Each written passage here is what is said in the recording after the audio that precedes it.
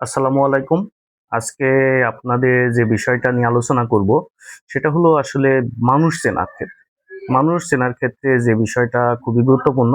কারণ আপনি তো আপনার জীবন চলার ক্ষেত্রে বিভিন্ন ধরনের মানুষের সাথে মিশতে হয়। এই ধরনের মেশার ক্ষেত্রে বা আপনার চলাচলের ক্ষেত্রে সেটা আপনার পারিবারিক হোক, আপনার সমাজে হোক, আপনি চাকরিতে হোক, আপনি যেখানে ব্যবসা করেন সেই জায়গাতে হোক, হোয়াটএভার যে অঞ্চলে হোক, যেহেতু মানুষ সামাজিক জীব হিসাবে এই পৃথিবীতে আছে, সেই ক্ষেত্রে বিভিন্ন ধরনের মানুষের সাথে তার উঠা বসা করতে হয়, লেনদেন করতে হয়, আর্থিক লেনদেন, আত্মীয়তার সম্পর্ক, হোয়াটএভার অনেক কিছু বিষয়গুলো থাকে।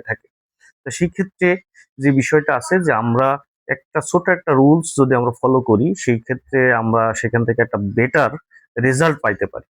সেই ক্ষেত্রে আমি যাকে টার্গেট করব, যাকে আমি বন্ধু নির্বাচন করতে পারি বা জীবনসঙ্গী নির্বাচন করতে পারি, বা আমি ব্যবসায়িক সম্পর্ক তৈরি করি বা ব্যবসায়িক পার্টনার তৈরি করতে পারি বা করার জন্য আমি প্ল্যান করতে পারি।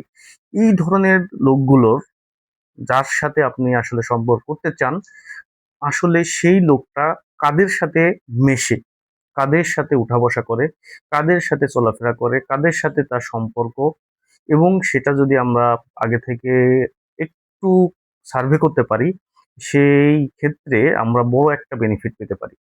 তার বন্ধুরা কেমন, তার বন্ধুর আচার-আচরণ কেমন, বন্ধুরা কেমনভাবে চলাফেরা করে, বন্ধুরা কিভাবে তারা তাদের জীবনযাত্রা করে, কারা কি ধরনের কি ব্যবস্থা আছে।